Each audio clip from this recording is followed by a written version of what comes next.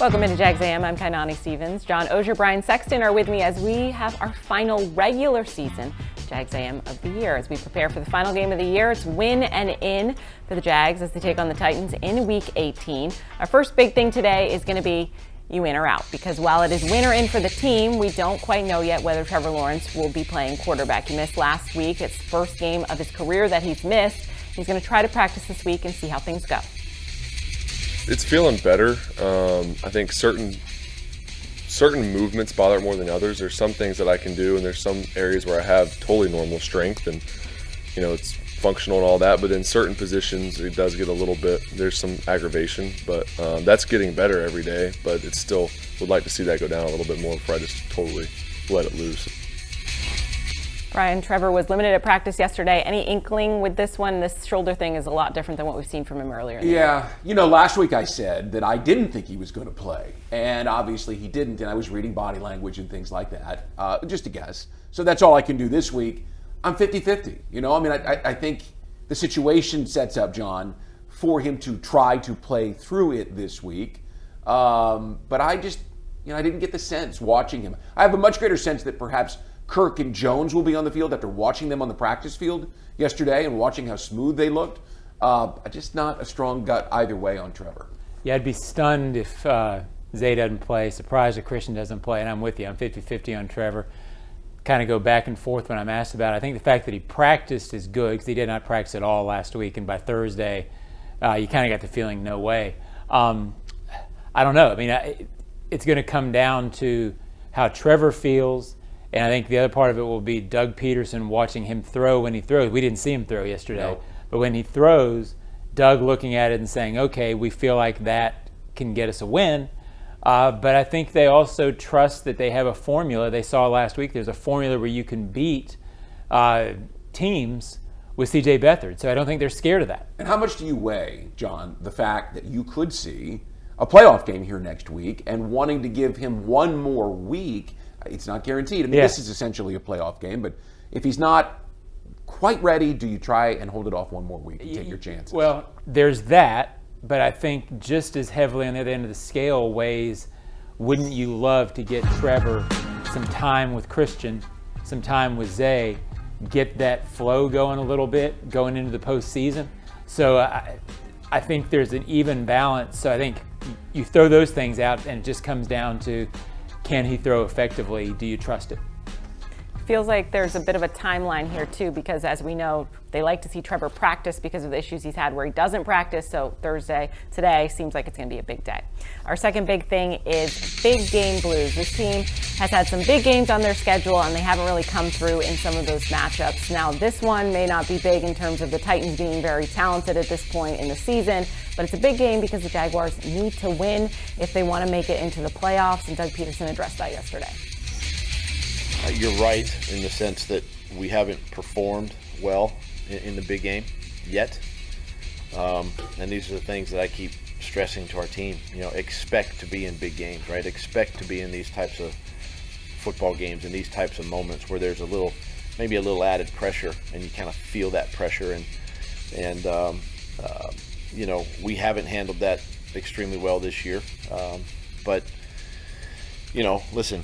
One thing about this team, as you guys know, they come out and play hard when their back's against the wall a little bit. They seem to find comfort in that. I'll keep talking to them. Gotta keep trying. John, do you feel confident in what we're going to see on the field on Sunday, or do you still feel like we're not really sure where we're at with it in terms of effort and just what kind of performance they're going to put out there on? Yeah, I think the Panthers game came at a good time where you could just sort of settle things down and show the guys again, hey, if you stop the run, if you tackle well, if you do your job, and if you don't turn the ball over, then that's our formula. And they were playing such good teams in such weird situations for 4 weeks with Trevor being hurt and then with Christian being out. I don't think you mean to get away from it, but then maybe once everything starts getting real, you get away from it a little bit. So, I don't think you'll see a repeat of Christmas Eve where, frankly, the effort didn't look great, the urgency didn't look great. I don't think you'll see that. I expect them to win because they match up well against the Titans, and if they play this, quote, simple kind of game, then I think they pull away from them because they're better. So I think we will see the effort. You know, I think this is the growth area for this team going forward, Kai. You look at the Chiefs game, the Niners, the Ravens, the Bengals, and the Bills. Those are the 5 games that everyone looked at and said, hey, the NFL laid these out for us. These are those line-in-the-sand games. Are we going to cross it? And they didn't. You know, they only beat the Bills in Buffalo. And against the Chiefs, they didn't play well at all. And against the Niners, neither side of the ball played well at all. It's just the big games this year were not big games, except for Buffalo, for this football team. And that's where they've got to get to, where they play the best and they play their best against the best. Consistently powerful football, and they haven't done it. So this is an important game against a power team. In other words, they're going to run the ball. So we'll see if they're ready to stop the run. This game was certainly going to prove a lot, so we'll look forward to that. We'll talk a little bit more about that matchup, but our final big thing today is help is on the way. We talked a little bit about Zay Jones getting closer to returning, but Christian Kirk, just a month after undergoing surgery, already back on the practice field, and he said even himself he's impressed with what he's been able to do. Honestly, the fact that I'm standing here in front of you guys today in cleats, being able to go out on the practice field is still kind of surreal to me. But I've been working tirelessly every single day. I've been in here, sometimes the last person to leave, just doing everything that I can to get back as fast as I can, because I want to be available. I want to help, bring this team where we all want to go. So it's taken a lot of work, and I'm really happy with where I'm at. John, Christian was describing his injury a little bit yesterday, and I thought when he went under surgery, we weren't going to see him, if anything, maybe late if they made some kind of crazy playoff run. But to think he's back out there after a month is impressive. Yeah, it's remarkable, and it's funny with Christian. 15, 18 months ago, the narrative outside the building was, how could you pay him that much? Now he's worth everything you could possibly pay him to this team because you've seen what he means. And there's this joy and hope of getting him back, and with reason. I mean, they've got a chance to get into the postseason with Christian, Zay, Evan, Ridley, ETN. That's their group, and with Christian coming back, he's the most important of that group to me. And it's not a knock on Evan, it's not a knock on Travis Etienne, but when Christian's in the game, there's a trust that Trevor Lawrence has with him that feels different. It hasn't felt that way since he twisted around and got that long pass against Cincinnati. It's felt like a struggle since then, and they need him back. He is a great pro, right? You can see why they pay him for his performance on the field and the way that he approaches the game. I asked him yesterday about, what drove you through the rehab? Was it knowing that you could get back in 4 weeks, or that perhaps you could get back for the playoffs? And he said, what drove me was watching my teammates struggle and wanting to do something to help pay off all the work that we put in the offseason and to be there for them. I can't say enough about what a pro Kirk is, and whether it's Trevor, Kai, or whether it's CJ Beathard, I think both of them could be effective on Sunday in Nashville because of number 13 on the field. It'll be a huge benefit whenever he gets back on the field, hopefully, for the regular season finale. Stay with us here on Jags A.M. We'll go deep dive into that Titans matchup this Sunday, coming up after the break.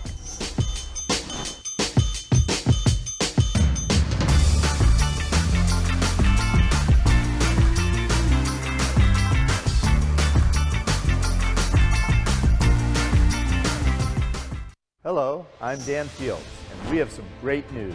Fields has the vehicle you want, in stock, priced right, and ready for delivery. Fields Auto Group is Jacksonville's luxury automotive destination for Cadillac, Jaguar, Land Rover, Lexus, Mercedes-Benz, and Porsche. Inventory is back and available for immediate delivery. And every Fields customer can take advantage of our Fields Amenities program with complimentary loaners, car washes, and our cafes. You deserve the best. Stop by today or go to fieldsauto.com. Calling all Jags fans. Is your little one ready to become a junior Jaguar? Now through January 2nd, MyGate rewards loyalty members who buy 2 20-ounce Coca-Cola participating products will be entered to win one of 10 behind-the-scenes experiences at Everbank Stadium for your child. Plus, you'll earn a 10-cent rollback at the pump, a win every time. Fuel your child's dreams, your car, and your passion for the Jags with Gate. proud partner of the Jacksonville Jaguars.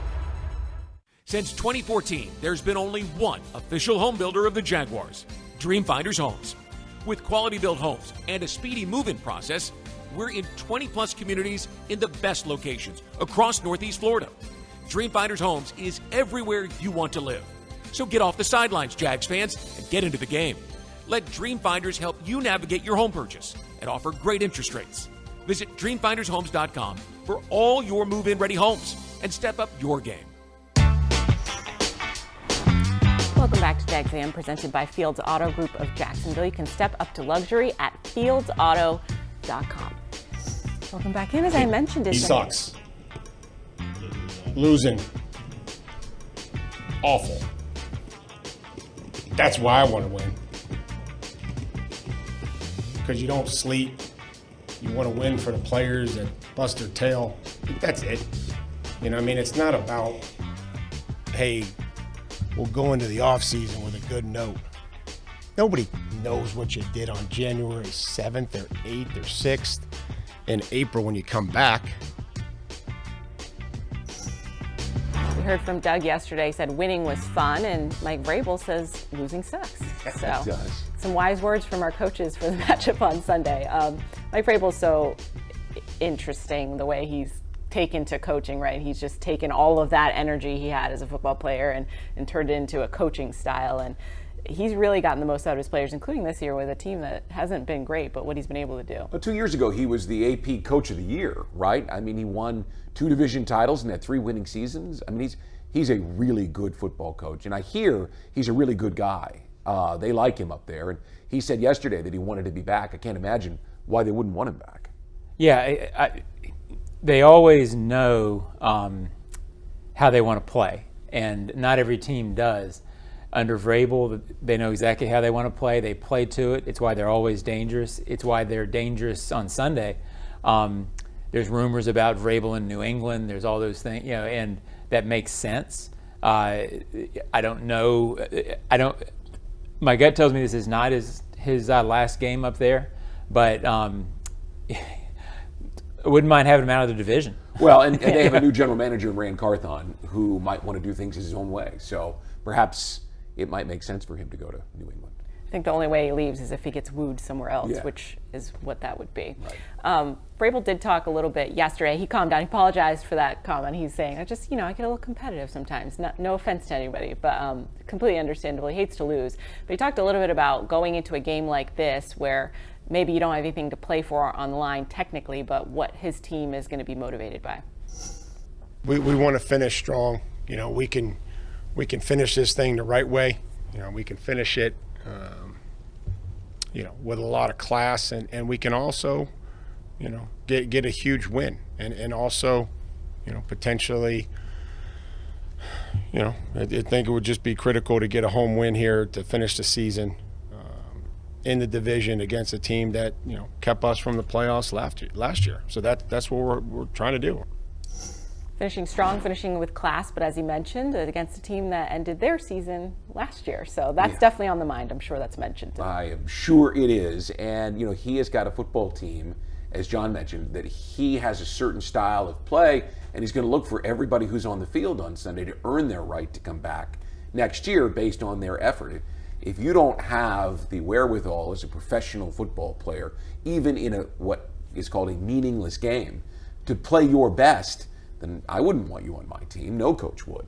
Yeah, this is the old thing where a team in it is playing a team out of it.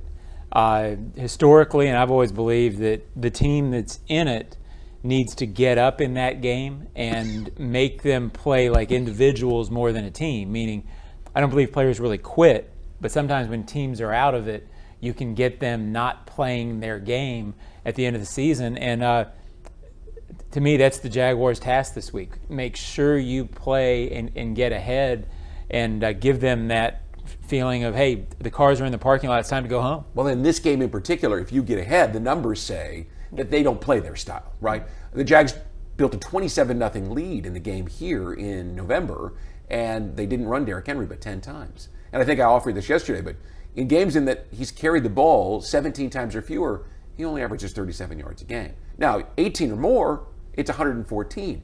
You give Derrick Henry a chance to get 114 yards on you, then you give them a good chance to win. So you got to build a lead and take their style of play away from them. And something that would be, I guess, interesting to us, Brian, because we've been around forever. I think fans feel this too. This is a chance to beat this franchise 4 times in a row for the first time since the 90s. It's a chance to clinch divisions 2 years in a row against this team. I don't think about that much because I try to analyze the game sort of objectively, if you will. But there are fans who would love that. And this is the team the Jaguars hate, to establish some dominance over that franchise and sort of turn that tide and feel better. That'd be cool. That would be cool. I don't think Jaguars have ever beaten them 4 times in a row. Well, they beat this franchise 4 times around the 90s. I can't recall it. Did you do the math on it? Well, because they lost 3 times in 98 or 99. From 96 to 98. They lost here in 96. Anyway. We'll fact check. It hasn't happened very often. We'll fact check. So much so break. that I didn't recall. That's what we're here for. We do want to mention this is a turning of the tide for that team, right? So this most likely Ryan Tannehill and Derrick Henry's probably last game with this franchise, and that's something Ryan Tannehill is not fully reflecting on yet, but just he talked a little bit yesterday about the trying season that this has been since he's been benched for Will Levis and what he's kind of gone through to be a good teammate. I've tried to keep my head up and focus on the cards that are handed to me. Some things are out of your control and you can't help that, but you can help how you come to work, how you respond, the attitude you bring into work. There's a lot of days where I didn't really want to come in and have a smile on my face and try to help or get myself ready to go, but I knew that was the best thing for my teammates, and I'm not going to throw a pity party for myself. Brian, it's a bit of a changing of the guard there because it's not like they completely bottomed out. They had a lot of injuries last year, and then now they drafted Levis. They want to go with that now, and so they're getting rid of some of the players that they've had for a long time, and it's kind of a change without completely bottoming out, right? It's not like a complete rebuild, but they're trying to rebuild a little bit. And they are having to change their style of play because if Derrick Henry is playing in his final game, you're not going to be that ground and pound kind of team that they have been. Tannehill left Miami in free agency and went to Tennessee in 2019, and he had been considered a first-round bust. He had never done anything in Miami. But paired with Derrick Henry and the power of play action when number 22 is slamming into the line of scrimmage, it gave him a couple of Pro Bowls and a shot at a AFC championship. So he's been a big part of what they've done, and if I have any fear, concern, worry, it's that he and Derrick Henry play their best game in what's their final game in Nashville and give these Jags a run for their money. What was the difference when, in your mind, John, obviously Derrick Henry's a game changer, but Ryan Tannehill gave them a little bit of stability at the time when they were trying to kind of figure things out in terms of Vrabel going there? Well, he played really well for a couple of years, and as Brian said, there's different games that play out different ways, but overall, he played very well because teams had to stop Derrick Henry, and then when Tannehill had a chance to beat them downfield, he could make plays against the defenses that were drawn up to stop Derrick Henry. I think Brian said it best. It was complementary. It was based on Henry, and they needed a quarterback who could be good enough to supplement that. He was never a star. I don't think he was necessarily a Pro Bowler or an elite guy, but there were games where he played elite. When defenses rose to stop Derrick Henry, he was more than good enough to have 300-yard games, multiple touchdown games, and they were a tick or two away from winning AFC championships for a couple of years with that formula. So it worked as long as their offensive line was really, really good. And for a while, they were as good as any offensive line in the league, short of a couple of teams. This year, they're not.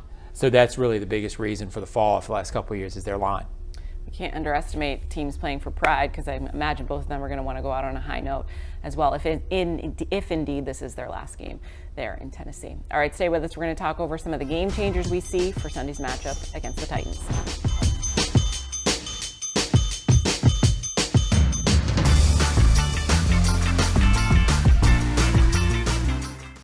Hello, I'm Dan Fields, and we have some great news.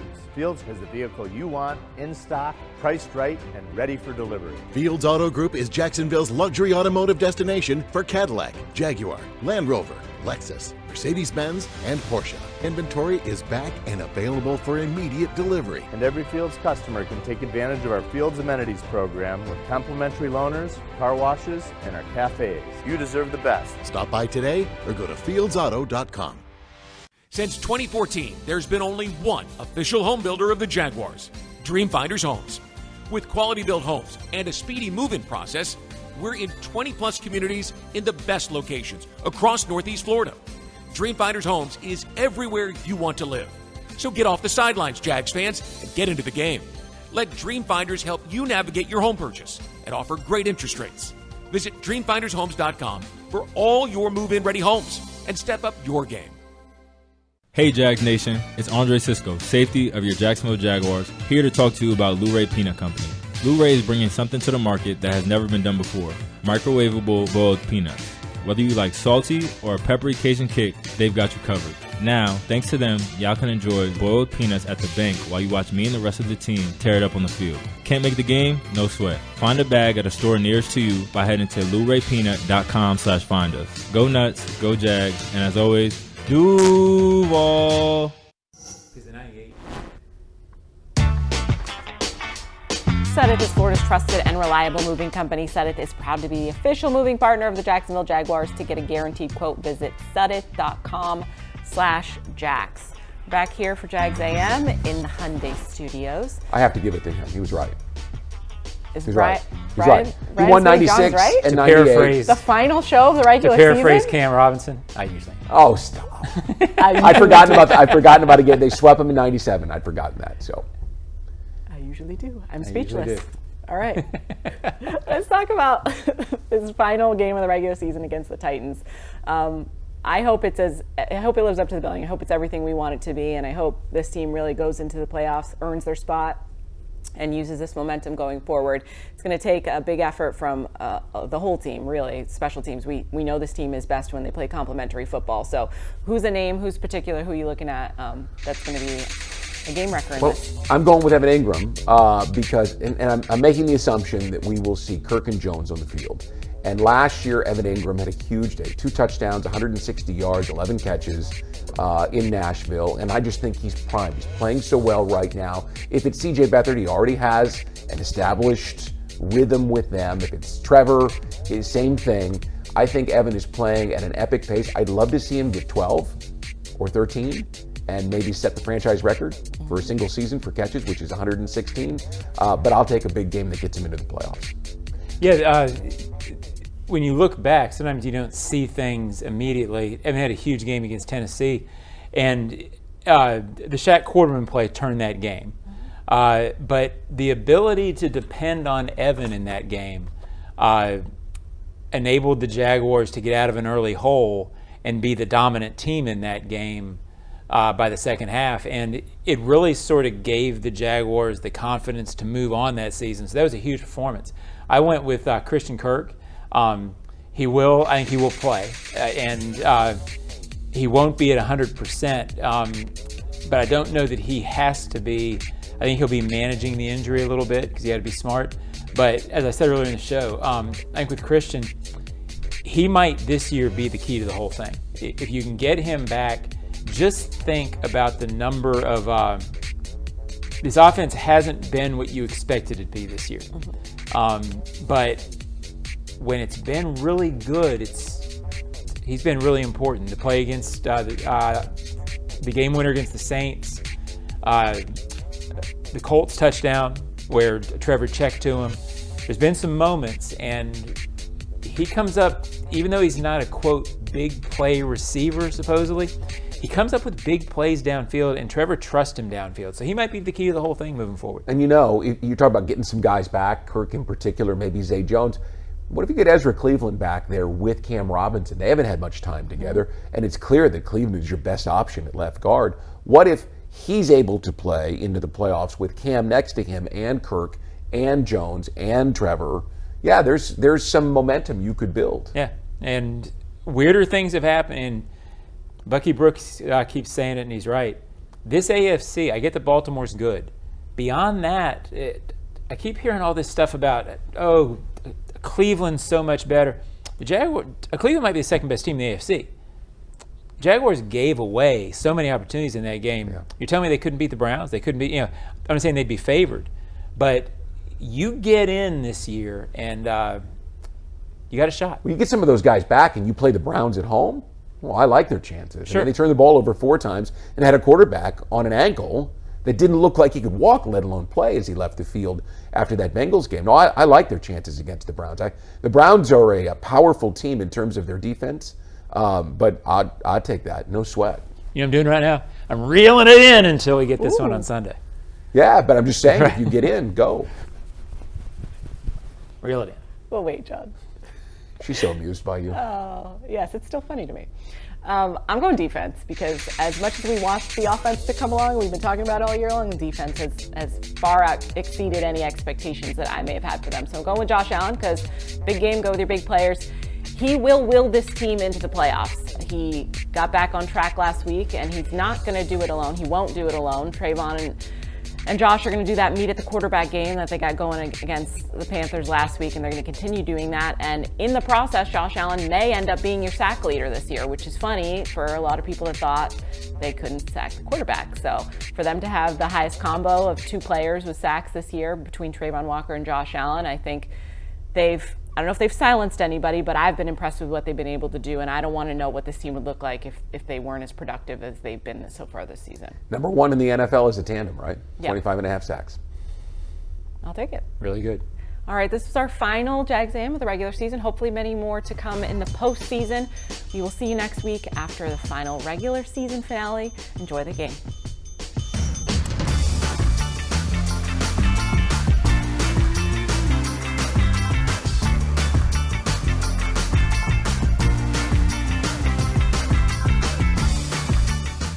Hello, I'm Dan Fields, and we have some great news. Fields has the vehicle you want, in stock, priced right, and ready for delivery. Fields Auto Group is Jacksonville's luxury automotive